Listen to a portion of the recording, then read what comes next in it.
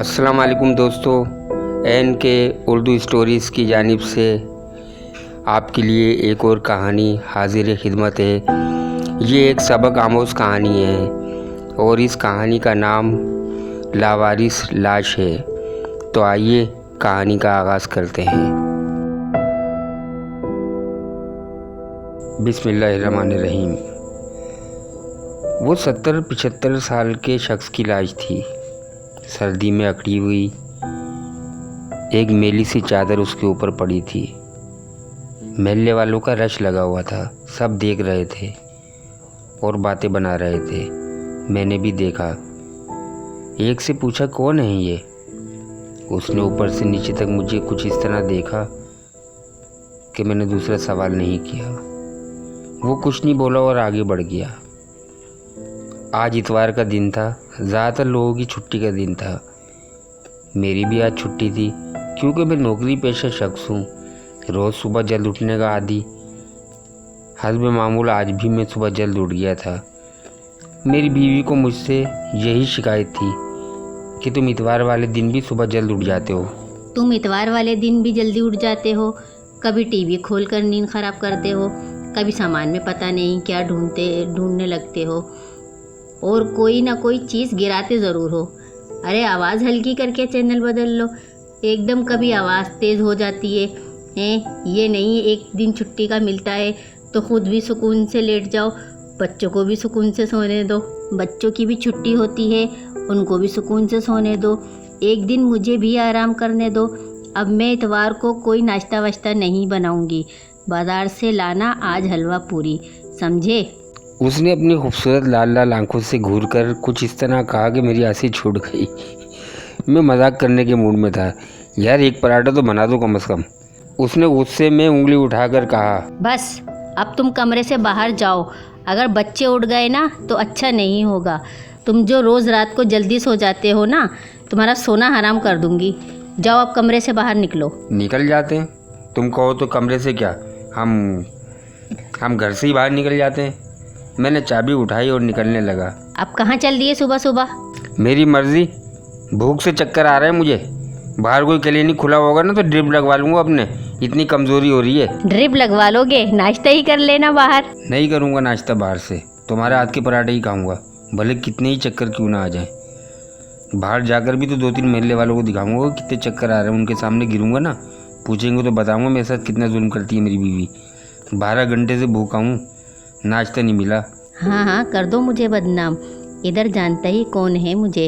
वो ये कहकर आंखें बंद करके लेट गई। मैं गेट खोलकर बाहर निकला। लॉक लगा ही रहा था, बेगम की आवाज़ आई, हलवा पूरी लेकर ही आना। मैं आज वाकई नाश्ता नहीं बनाऊंगी। ठीक है जी, जैसे आपकी मर्ज़ी, मैंने कहा और लॉक लगाकर बाहर निकल गया। बाहर गली के कोने तक पहुंचा ही था तो ये मंजर देखने को मिला। मैं भी तजस्सुस के मारे खड़ा होकर देखने लगा। ये कौन शख्स है जो शायद अचानक ही इंतकाल कर गया होगा रात को। शायद कोई दूसरे शहर का होगा, मजदूरी करने आया होगा। ज़्यादा सर्दी या इस उम्र में अचानक दिल का दौरा वगैरह पड़ा होगा जो ये शख्स इंतकाल कर गया। मैं इस शख्स को नहीं जानता था। जानता भी कैसे? मैं इस इलाके में नया आया था। अभी 2 महीने भी नहीं हुए मुझे यहाँ शिफ्ट हुए। घर से ऑफिस और ऑफिस से सीधा घर। अभी 1-2 दुकानदारों के अलावा मेरी कोई ख़ास जान पहचान नहीं हुई थी। वो इंतकाल कर जाने वाला शख्स की लाश से अंदाज़ा हो रहा था वो मजबूत कट काट का आदमी रहा होगा। महल्ले वाले जिस तरह उसे देख रहे थे उससे अंदाज़ा हो रहा था वो उससे अच्छी तरह वाकिफ़ थे। मैं दूर से ही खड़ा ये तमाशा देख रहा था। लोग टोलियों की शक्ल में खड़े थे और बातें कर रहे थे। कोई कह रहा था, इनके बेटे को तो फ़ोन करो। कर तो दिया है, देखो वो कब तक आता है। कोई कह रहा था बहुत बुरा हुआ इनके साथ, और कोई कह रहा था बहुत बुरा किया था उन्होंने, आज देखो क्या अंजाम हुआ। इस तरह की बातें सुनकर मेरा तजस्सुस मज़ीद बढ़ रहा था। फिर कुछ देर में एम्बुलेंस आई। एम्बुलेंस के साथ जो शख्स आया था सब उसकी तरफ ही देख रहे थे। वो एम्बुलेंस से उतरकर सीधा लाश की तरफ बढ़ा। चादर हटाकर कुछ देर उस लाश का चेहरा देखता रहा, फिर मुड़कर बोला, जाते जाते भी बदनामी दे गए अब्बा। ये क्या कर दिया अब्बा तुमने? तो ये इनका बेटा होगा, मैंने दिल में सोचा। क्या करना है नज़ीर भाई? एक शख्स ने उससे पूछा। अभी तो अब्बा को सड़खाने में रखवा देते हैं, फिर भाई के आने के बाद भाई ही बताएंगे तदफीन वगैरह का क्या करना है। फिर लाश को उठाकर एम्बुलेंस में रखकर सड़खाने के लिए रवाना हो गए। लोग आहिस्ता आहिस्ता छटने लगे। कुछ टोलियों की शक्ल में इधर उधर बैठ गए। कुछ लोग और बुजुर्ग धूप में चबूतरे पर बैठ गए और बातें करने लगे। मैं काफ़ी देर लोगों की मुख्तलिफ बातें सुनता रहा। फिर मुझे एकदम एहसास हुआ कि मुझे काफ़ी टाइम हो गया है। मैं घबरा कर जल्दी से हलवा पूरी लेने के लिए गया। उससे जल्दी से नाश्ता लेकर घर की तरफ रवाना हुआ। मुझे मालूम था मुझे देर हो गई है। बच्चे भी उठ गए होंगे और बेगम भी। मैंने अपनी चाबी से लॉक खोला। बेगम ने मुझे घूर कर तंजिया लहजे में कहा, आ गए आप, बड़ी मेहरबानी। बेटा आपके पापा आ गए दोपहर का खाना लेकर। अरे यार, वो गली में किसी का इंतकाल हो गया था। बेचारे सर्दी में चबूतरे पर पड़े थे, अल्लाह को प्यारे हो गए। वही खड़ा देख रहा था। अच्छा, मैं समझी नाश्ते वाला इंतकाल कर गया बेचारा। अब चक्कर नहीं आ रहे हैं तुम्हें? हम दोनों को चक्कर आने लगे भूख से। इतने लापरवाह हो कि हद कर दिए। अच्छा तुम जल्दी नाश्ता निकालो यार, फिर तुम्हें बताता हूँ क्या हुआ था। नाश्ते के दौरान मैंने बेगम को तफसील बताई। फिर नाश्ता करके बाहर निकल गया। बाहर निकलकर मैं पान की दुकान पर गया, सिगरेट ली। अभी भी लोग जमा थे और एक जगह बाहर टेंट भी लग रहा था। ये सुबह किसका इंतकाल हो गया है? चबूतरे पर लावारिस थे क्या? नहीं भाई, पान वाले ने बताया लावारिस नहीं थे, 2 जवान बेटे हैं इनके। ये सामने बिल्डिंग बनी है ना, ये भी इन्हीं की थी। ठीक है, क्या मतलब? मैंने कहा, अब नहीं है क्या? पान वाले ने कोई जवाब नहीं दिया। एक बुजुर्ग जो पान लेने आए थे बोले, बिक गई भाई, इसी बात का तो सदमा ले लूँ भाई ने। इनके बच्चों ने बेच दी क्या? मैंने पूछा। नहीं, बच्चों ने नहीं बेची और ना इन्होंने बेची, बस इनके साथ बहुत बड़ा गेम हो गया। फिर किसने बेच दिया इनका मकान? मैंने तजस्सुस से पूछा। उन बुजुर्ग ने गौर से मुझे देखा, फिर कहा, तुम तो वो हो ना जो इस गली में नए शिफ्ट हुए हो, हैं? हाँ, कॉर्नर से तीसरा मकान जो है वो ही लिया है मैंने। और आपसे 2 मकान छोड़कर मेरा मकान है। अच्छा, बहुत खुशी हुई जानकर। आप तो पड़ोसी हुए हमारे। फिर वो अपना पान लेकर मुड़े तो मैं भी तजस्सुस के मारे उनके साथ ही छोटे छोटे कदमों से चलता हुआ सामने चबूतरे पर बैठ गया। फिर वो बोले, बेटे इनके किराए पर रहते हैं, आगे कहीं घर लिया हुआ है इन्होंने। दोनों भाई मिलकर रहते हैं किराए पर। इनके बच्चे इनके साथ नहीं रहते थे। 2 साल पहले बड़े मियाँ ने निकाल दिया था लड़कों को और बहुओं को। आदत के सही नहीं थे। माशाल्लाह 2 जवान बेटे हैं, पोते पोतियों वाले हैं, लेकिन इनकी आदत की वजह से सब छोड़कर चले गए। बड़े साहब माफ़ कीजिएगा, मुझे तजस्सुस हो रहा है इनके बारे में जानने का। तजस्सुस क्या बेटे, ऐसे वाक़यात तो समझदार लोगों के लिए एक सबक होते हैं। गुरूर, तकब्बुर, गुस्सा शैतान का हथियार है और इस हथियार से कोई गैर नहीं, अपने ही ज़ख्मी होते हैं। जिसका आपसे वास्ता नहीं ना, आपका गुरूर, तकब्बुर, गुस्सा उसका कुछ नहीं बिगाड़ता। गुस्सा, तकब्बुर तो आपके अपनों को आपसे दूर करता है। ये बात समझने की है बेटे। वो देखो इनके दोस्त आ गए, ये बताएंगे तुम्हें सही तफसील। आओ भाई साबिर मियाँ, सलाम अलैकुम। ठीक हो भाई? ये नए आए अपने महल्ले में। हाँ, इनको बताओ नाज़िम साहब की स्टोरी, क्या हुआ था उनके साथ, हैं? सलाम अलैकुम। मैंने सलाम किया तो वो बड़े मियाँ ने, जिसका नाम साबिर बताया था, वो बैठ गए चबूतरे पर और थोड़ी देर में उन्होंने उनकी कहानी बताना शुरू की। उनका नाम नाजिम था, सरकारी नौकरी करते थे, तनख्वाह के अलावा ऊपर की आमदनी थी। कोई अफसर नहीं थे, प्यून थे। पहले सरकारी नौकरों की कोई ख़ास तनख्वाह नहीं हुआ करती थी, बड़ी मुश्किल से गुजारा होता था, लेकिन उनका अच्छा गुजारा हो रहा था। एक तो ऊपर की आमदनी, बच्चों को भी ज़्यादा नहीं पढ़ाया, कुछ उम्र में सब ही काम पर लगा दिया। बीवी उनके सामने कुछ बोल नहीं सकती थी, किसी से सीधे मुंह बात नहीं करते थे। मकान अच्छा बनवा लिया था। रिटायर्ड होने के बाद जो पैसा मिला, उन पैसों से 3 मंजिला मकान बनवा लिया। मार्बल और टाइल्स के साथ एक खूबसूरत मकान तैयार कर लिया। साल के बाद दोनों बेटों की शादियां करा दी। नज़ीर और शाहिद दोनों बहुत अच्छे लड़के हैं। दोनों की बीवियां भी गरीब घराने की हैं, लेकिन बहुत अच्छी और समझदार हैं। ससुर के आगे अब्बू अब्बू करते नहीं थकती थी। बहुत कोशिश की दिल जीतने की, लेकिन उनके पास दिल होता तो जीतती। हार कर चुप साध ली, हर सीधी बात का उल्टा जवाब देते, खाने में नुक्स निकालते, बात बात पर बहुओं को ताने मारते कि गरीब घरों की है ना।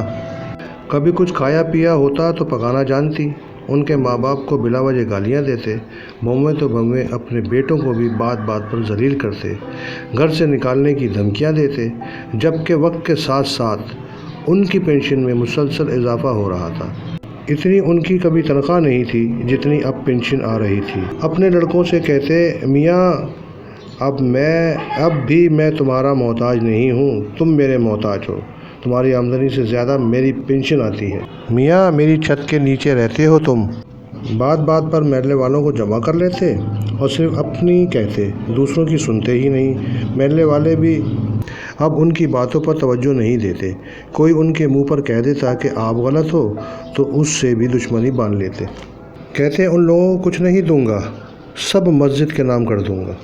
साबिर साहब ने मज़ीद बताया, यूँ उनके इंतकाल के बाद इस तरह की बातें करना कुछ अच्छा तो नहीं लग रहा, लेकिन कुछ बातें ऐसी होती हैं जो लोगों तक पहुँचें तो ज़्यादा बेहतर है, क्योंकि उससे लोग सबक हासिल करते हैं। और इनका इंतकाल भी हम लोगों के लिए एक सबक ही है कि अगर जब भी मौका मिले ज़िंदगी में तो अपने वारिसों के नाम वसीयत लिख जाएं या कुछ कर दें, ताकि कोई हमारे साथ फ़राड ना हो और हम किसी के साथ बेइंसाफ़ी ना कर सकें। अल्लाह ताला ने भी विरासत के बारे में कई जगह पे फरमाया है कि जब आप उस उम्र को पहुंच जाओ जहां आपको महसूस हो कि अब ज़िंदगी कम है, तो अपनी वसीयत लिख जाया करो अपनी औलाद के नाम, ताकि कोई अपने हक़ से महरूम ना रह सके। लेकिन नाजिम साहब ने तो हद ही कर दी थी। सुबह जल्दी बहुओं को उठा देते और 2-2 बजे रात को लड़कों के कमरे का दरवाज़ा पीट देते, चाय बनाओ, मेरे पैरों में दर्द है, पैर दबाओ। नीज़ हर तरह से अपने बच्चों का जीना हराम कर दिया था।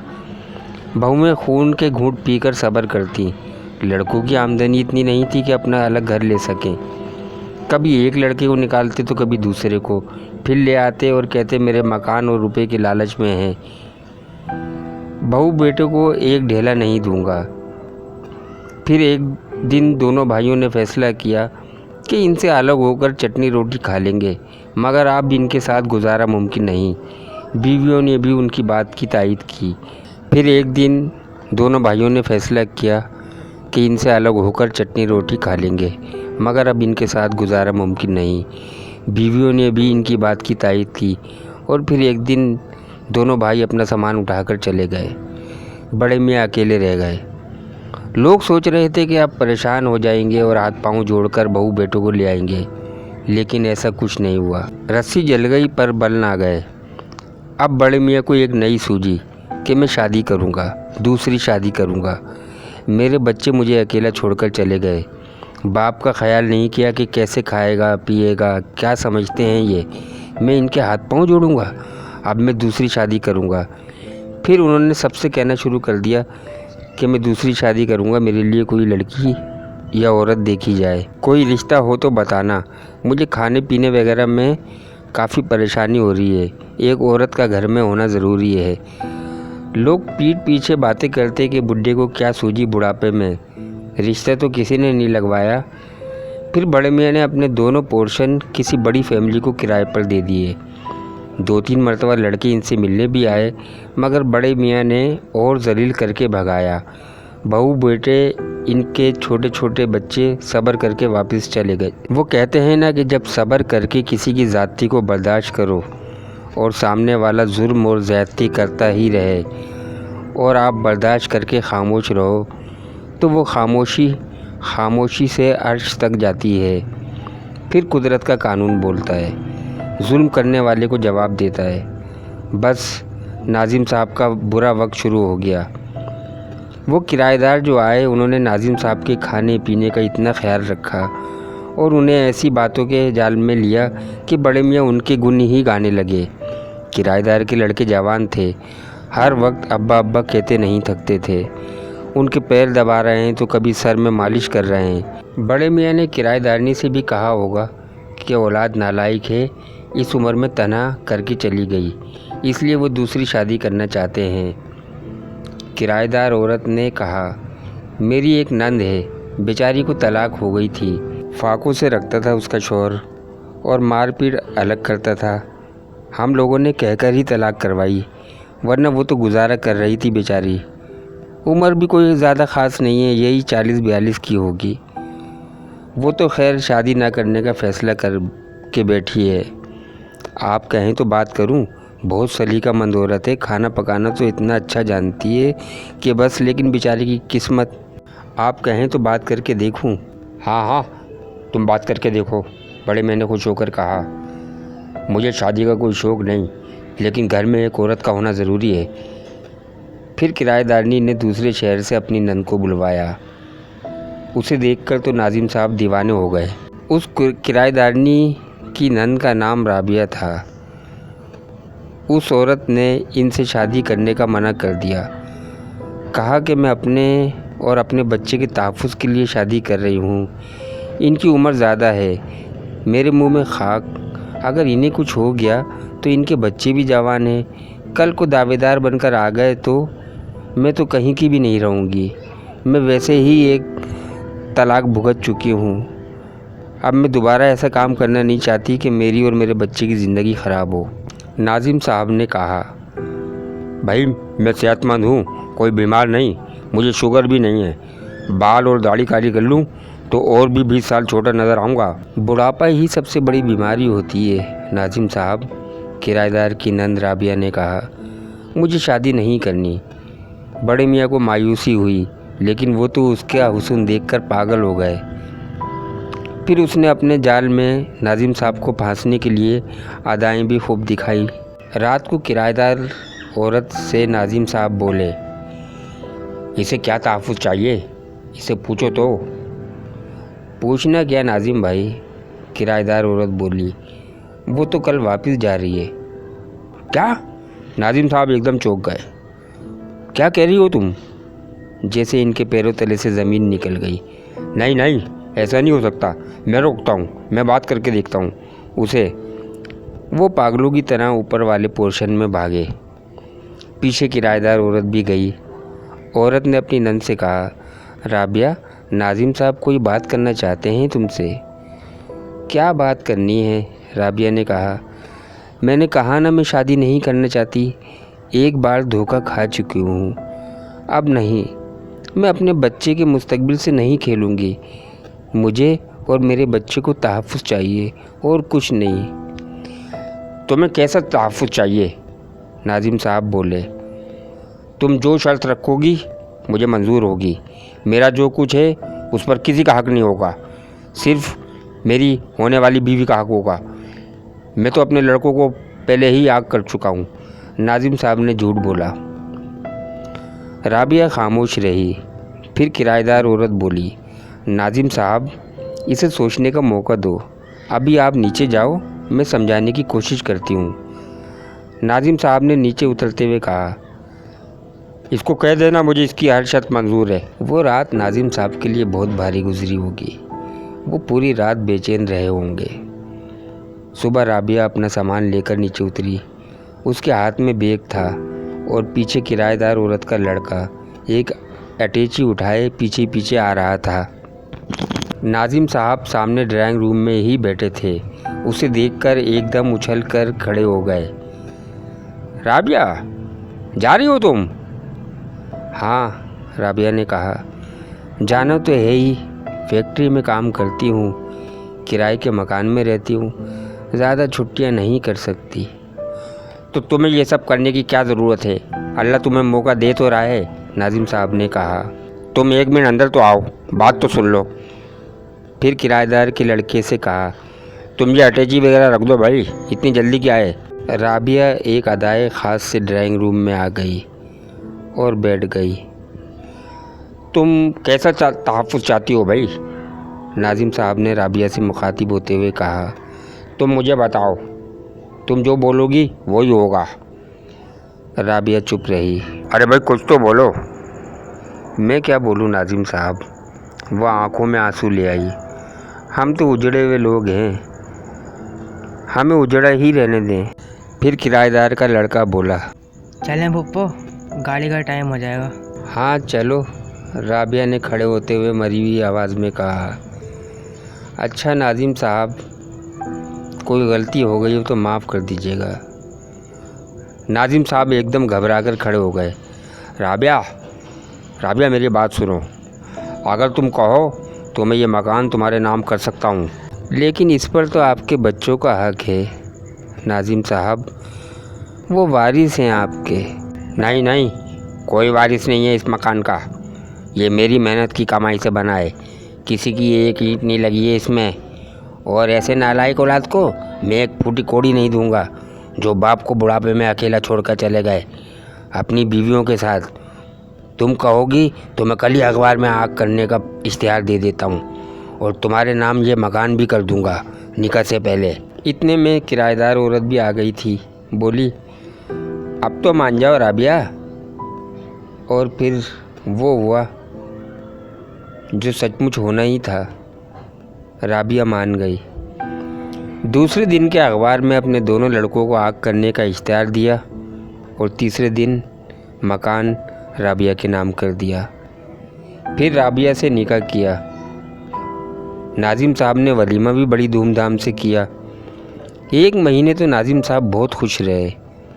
महीने बाद एक दिन राबिया ने कहा, नाजिम, हमारा ये मकान कितनी मालियत का होगा? हमारा नहीं, नाजिम साहब हंसते हुए बोले, सिर्फ तुम्हारा, मेरा क्या है, सब तुम्हारा ही है, मैं तो बस तुम्हारे साथ रहता हूँ। फिर भी नाजिम, ये कितनी मालियत का होगा? यही कोई 2-2.5 का होगा। 2-2.5 लाख का? 2-2.5 लाख का? राबिया ने मासूमियत से कहा। अरे पगली, 2-2.5 करोड़ का, 2-2.5 लाख? नाजिम साहब ने फ़क्र से सीना फुलाकर कहा, हाँ 2-2.5 करोड़ का। तो फिर हम ऐसा क्यों नहीं करें कि इसे बेचकर किसी अच्छी और खुली जगह पर बड़ा मकान ले लें? अरे भाई, तुम्हारी मर्ज़ी है, नाजिम साहब प्यार से बोले। जहाँ तुम रहना पसंद करोगी और जहाँ रहोगी, मेरा तो वही मकान होगा भाई। अब तो सब कुछ तुम ही हो मेरी। फिर जल्द ही मकान पर बराए फ़रोख्त का बोर्ड लग गया। 1.5-2 महीने में मकान बिक भी गया और उनका सामान उठकर चला गया और नए लोग आ गए। तकरीबन 3-4 महीने पहले नाजिम साहब दोबारा इस इलाके में नमूदार हुए। उनकी हालत अच्छी नहीं थी। वो रोज़ सुबह आ जाते और अपने उसी मकान के सामने बैठ जाते और मकान को देखते रहते। ये मेरा मकान था, मेरा मकान, मेरी राबिया को भी कोई ले गया, कोई अगवा करके ले गया। वो उल्टी सीधी बातें करने लगे थे और अजीब दीवाने से लगते थे। कभी कुछ उल्टा सीधा बोल रहे होते, कभी कुछ। महल्ले वाले इनसे परेशान आ गए थे। किसी ने उनके बेटों को खबर की तो वो आए, उन्हें देखकर और भड़क गए। तुम लोग क्यों आए हो यहाँ पर? तुम लोग मेरे मकान पर कब्ज़ा करने आए हो हैं? दफ़ा हो जाओ इधर से, ये मेरी राबिया का मकान है, ये मेरा मकान है। वो गालियाँ बकने लगते और अपने लड़कों से कहते कि मैंने तुम्हें आग कर दिया है ना, तुम लोगों को अब क्यों आए हो मकान के चक्कर में? सब मेरी दौलत और जायदाद के लिए आते हैं। वो अपने लड़कों को देखकर पत्थर उठाकर मारते। उन्होंने आना छोड़ दिया। महल्ले वाले भी बेजार थे। अब अक्सर रात को इधर चबूतरे पर ही सो जाते और आज हमेशा के लिए ही सो गए। जिस दिन उन्होंने अखबार में अपने बच्चों से लाताल्लुकी का इश्तिहार दिया था, ये उसी दिन लावारिस हो गए थे। वो वारिस होते हुए भी लावारिस थे। ये लावारिस लाश है, लावारिस लाश।